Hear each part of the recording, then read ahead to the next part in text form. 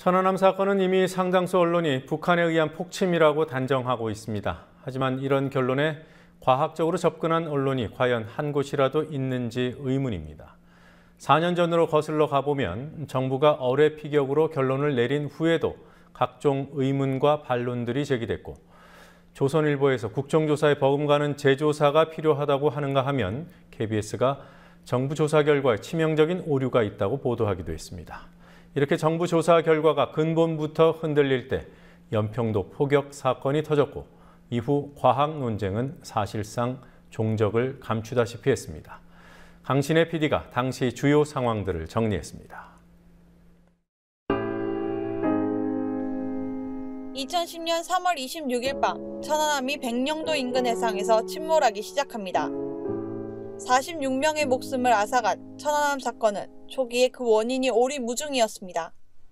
언론에서 다양한 추론이 나왔고, 심지어 조선일보에는 만화 같은 인간 어뢰설까지 실렸습니다. 정부가 이른바 민관군 합동조사단을 구성하고 미국과 스웨덴 등 외국 조사단까지 참여시킨 끝에 5월 20일 대대적인 중간조사 결과를 발표합니다. 이날 결정적 증거로 북한 어뢰 잔해를 전시하고 각종 과학 분석 결과들을 제시한 끝에 정부가 내린 결론은 북한 잠수정에 의한 버블제트 어뢰 공격이었습니다. 이후 언론에서는 논란이 사라지는 듯 했지만 한국기자협회와 PD연합회, 언론노조 등 세계 언론단체가 검증위원회를 구성했고, 6월 29일 정부조사단과 언론검증위가 공동설명회를 개최하면서 정부 조사 결과에 대한 본격적인 문제제기가 시작됐습니다.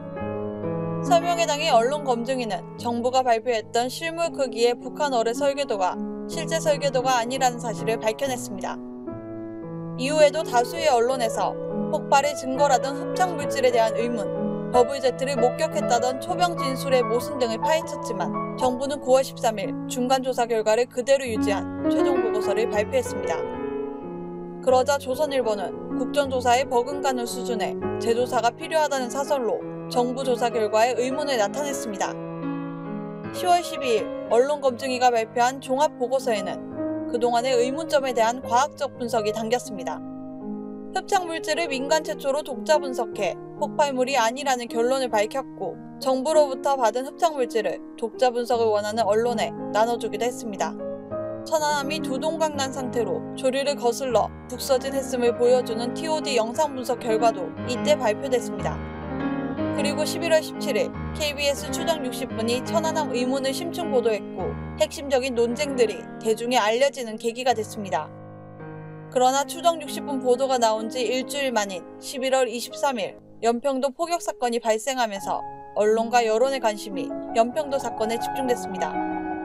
이후 연평도에 포를 쏠 정도의 북한인이 천안함도 공격했을 것이라는 추론이 유포됐고, 천안함 과학 논쟁은 사실상 종적을 감췄습니다.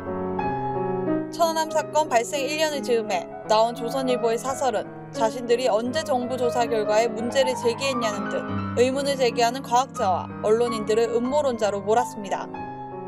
그럼에도 불구하고 천안함에 대한 의심은 표면화되지 않았을 뿐 해소되지 않았습니다. 2011년 9월에 발표된 서울대 통일평화연구원의 설문조사 결과는 정부의 천안함 조사 결과에 대한 신뢰와 불신, 그리고 모르겠다는 응답이 거의 비슷했고, 오히려 불신이 다소 높았습니다. 이는 2010년 9월 조사와 거의 비슷한 여론이었습니다.